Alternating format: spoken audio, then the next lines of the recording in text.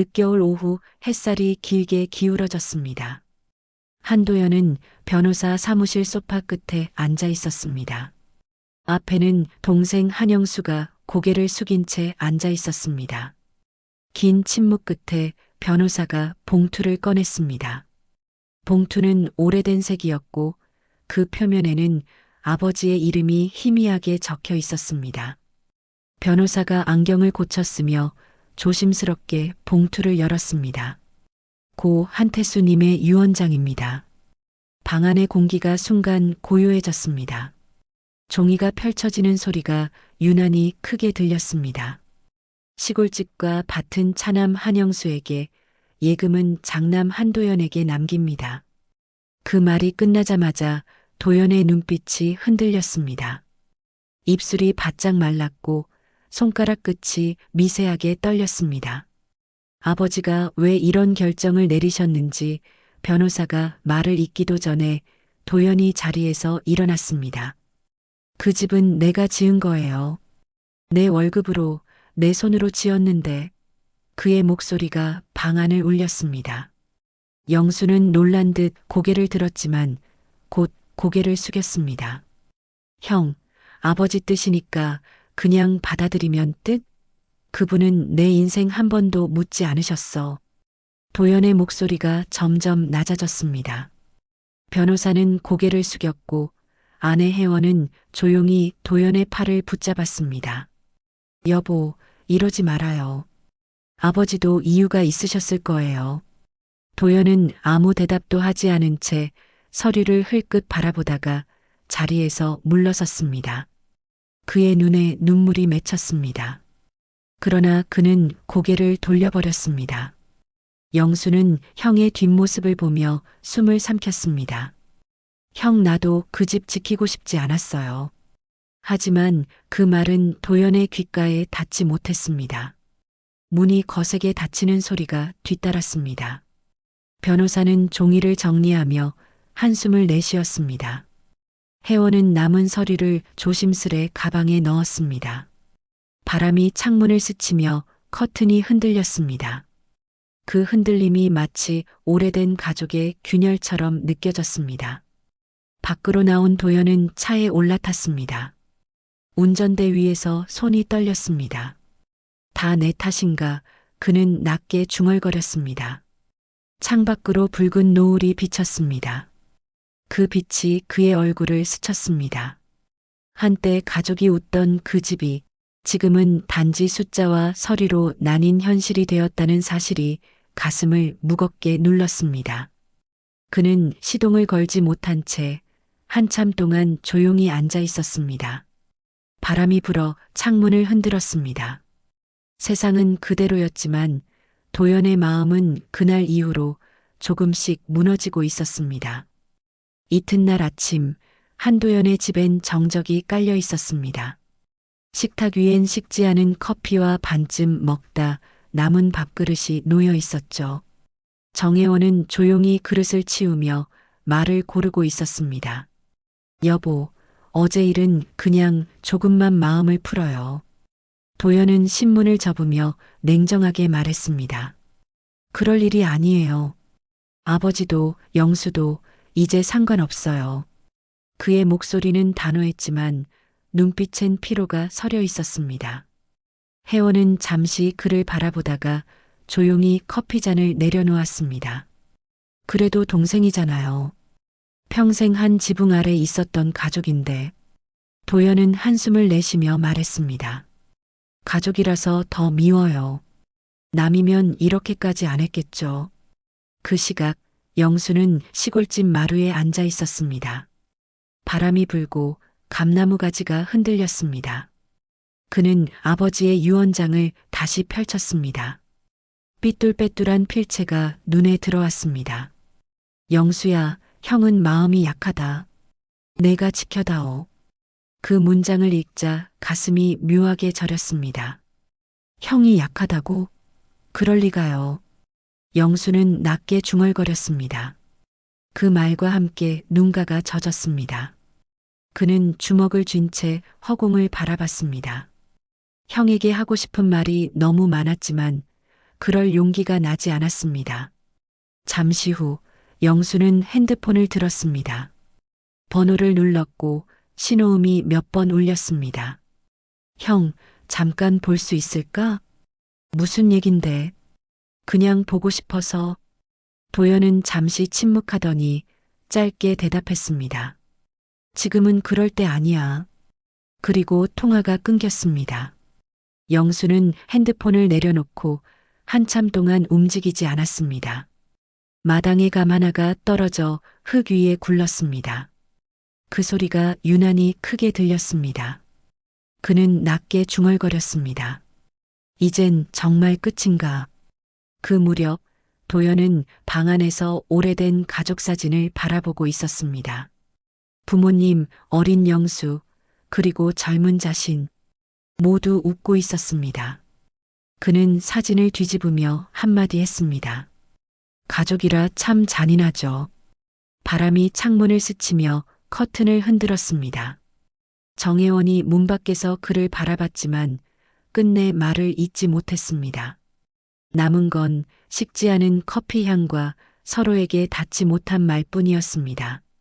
며칠 뒤 한영수는 시골집 창고를 정리하다가 낡은 나무 상자를 발견했습니다. 먼지를 털고 뚜껑을 열자 오래된 일기장이 하나 들어 있었습니다. 표지는 헤어졌고 종이는 바랬지만 분명 아버지의 글씨였습니다. 영수는 천천히 첫 장을 펼쳤습니다. 큰아들 도연이는 어릴 때부터 책임감이 강했다. 그러나 너무 무거운 짐을 진 것 같아 늘 마음이 아팠다. 그 한 줄에 영수의 눈빛이 흔들렸습니다. 그는 다음 장을 넘겼습니다. 작은 아들 영수는 순하지만 세상에 휘둘린다. 형이 그늘이 되어주면 좋겠다. 그는 일기장을 덮었습니다. 손끝이 떨렸습니다. 아버지, 그럼 왜 형에게 말씀이라도 해주지 그러셨어요? 조용히 중얼거렸지만 대답은 돌아오지 않았습니다. 마당으로 나가자 감잎이 바람에 흩날렸습니다. 그는 하늘을 올려다봤습니다. 잊고 있던 기억이 스쳤습니다. 어린 시절 두 형제가 아버지 손을 잡고 밭두렁을 걷던 모습이 떠올랐습니다. 그땐 다 좋았는데 영수는 낮게 웃었습니다. 그날 밤 그는 도연에게 전화를 걸었다가 망설였습니다. 손끝이 통화 버튼 위에서 멈췄습니다. 대신 문자 한 줄을 보냈습니다. 형, 창고에서 아버지 일기를 찾았어요. 꼭 한번 와요. 보내고 나서도 휴대폰 화면을 오래 바라봤습니다. 답장은 오지 않았습니다. 하지만 이상하게 마음 한켠이 조금은 가벼워졌습니다. 그 시각 도연은 아내 혜원과 함께 거실에 앉아 있었습니다. 혜원이 조심스레 물었습니다. 여보, 영수 씨가 또 연락했죠? 도연은 잠시 침묵하다가 짧게 대답했습니다. 그래요. 아버지 일기라는데 무슨 의미겠어요. 그러나 목소리 끝이 흔들렸습니다. 그는 창문을 바라봤습니다. 어둠 속에서 가로등 불빛이 흔들리고 있었습니다.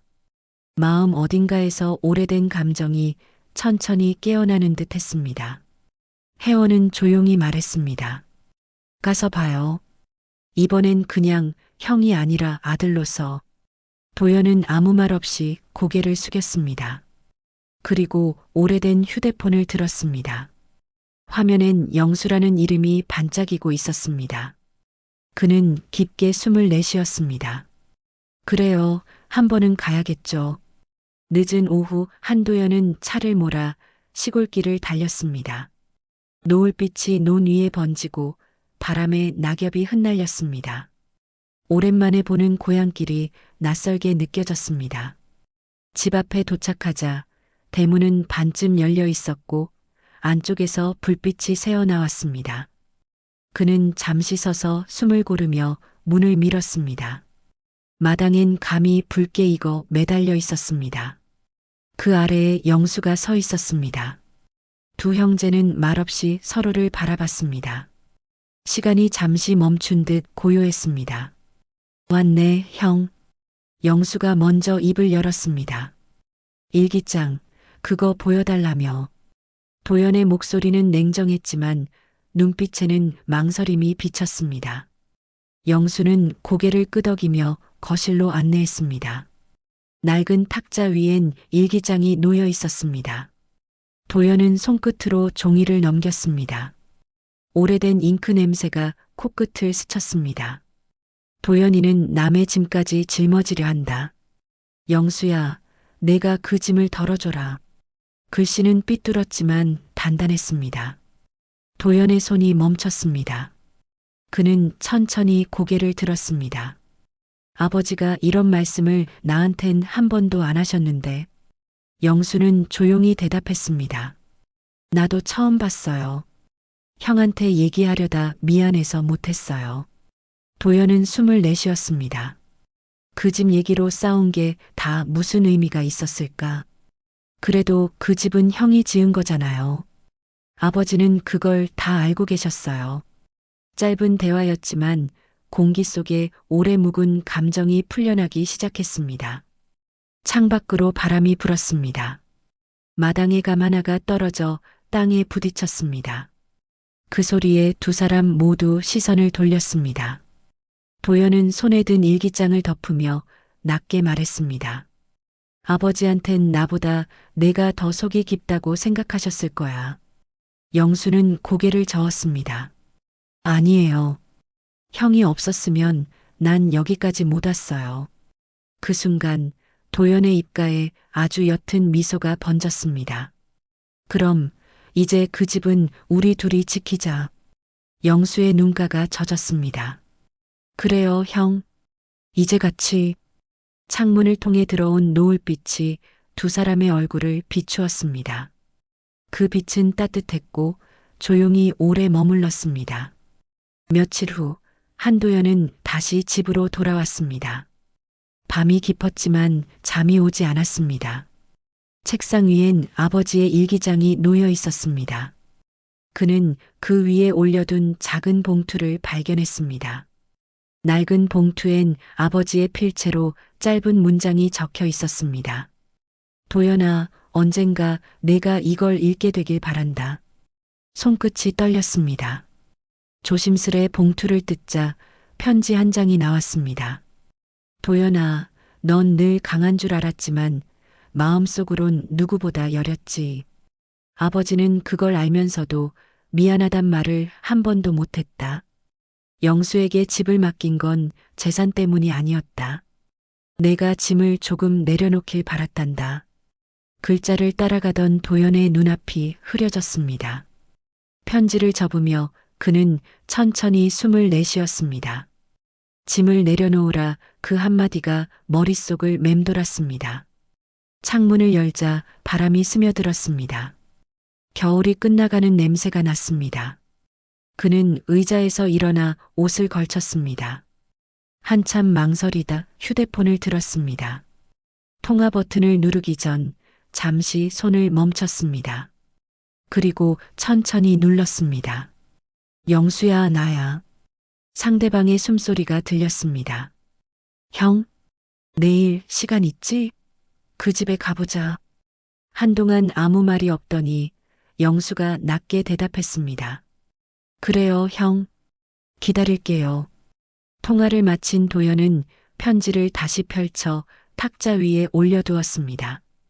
바람이 살짝 불어 편지가 흔들렸습니다. 그는 속삭였습니다. 아버지, 이제야 조금 알 것 같아요. 그리고 미소를 지었습니다. 긴 세월 동안 꽁꽁 묶여있던 마음의 매듭이 그날 밤 조금 느슨해졌습니다. 이튿날 아침 하늘엔 잔설이 흩날렸습니다.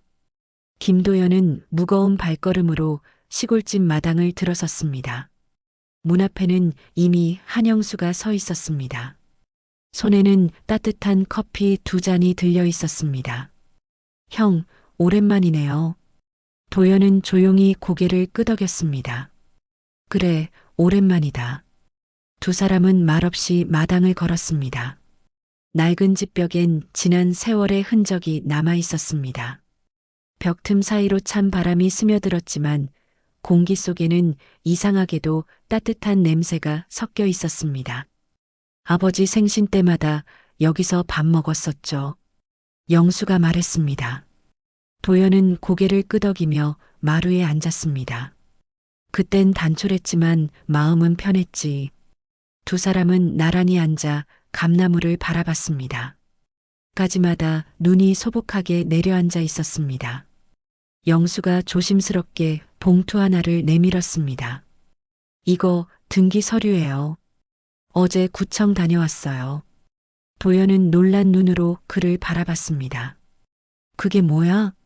집 명의를 형 앞으로 돌렸어요. 순간 도연의 얼굴에 놀라움이 번졌습니다. 그게 무슨 소리야? 그건 내 이름으로 그 집은 원래 형이 지은 집이에요. 아버지도 나도 그걸 알고 있었어요. 영수는 담담히 웃었습니다. 이제 나도 내 몫의 삶을 살고 싶어요. 도연은 아무 말 없이 서류를 내려다봤습니다. 손끝이 떨렸습니다. 이러지 마라, 영수야.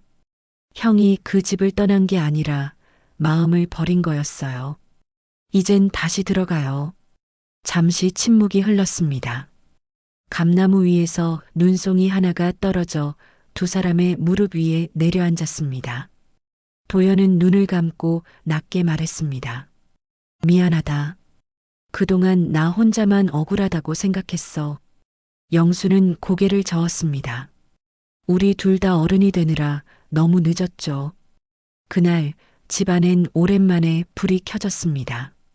두 형제는 함께 밥을 지어 먹었습니다. 따뜻한 김이 식탁 위로 피어올랐고 그 속에 웃음이 섞였습니다. 창밖엔 눈이 그치고 맑은 햇살이 스며들었습니다. 오랫동안 얼어있던 마음이 조금씩 녹아내리고 있었습니다. 며칠 뒤 시골집 마당에는 눈이 다 녹고 있었다. 감나무 가지 사이로 새들이 지저귀고 햇살이 부드럽게 내려앉았다. 형제는 나란히 마루에 앉아 있었다. 따뜻한 차 향이 퍼졌고 공기엔 오래된 평화가 깃들었다. 한도연은 조용히 입을 열었다. 영수야, 아버지가 살아계셨다면 이런 날 좋아하셨겠지. 영수는 고개를 끄덕였다. 그렇죠. 아버진 늘 봄을 기다렸잖아요. 두 사람의 말투엔 이제 어색함이 없었다. 긴 세월이 만들어준 거리감이 조금씩 사라지고 있었다. 형, 기억나요? 어릴 때 우리 이 집 뒤 밭에서 씨앗 심었던 거. 기억나지? 그땐 손바닥만 한 밭인데도 세상을 다 가진 것 같았어. 둘은 동시에 웃었다. 도연은 천천히 찻잔을 내려놓았다. 이제야 알겠어. 아버지는 집이 아니라 우리를 지키고 싶었던 거야.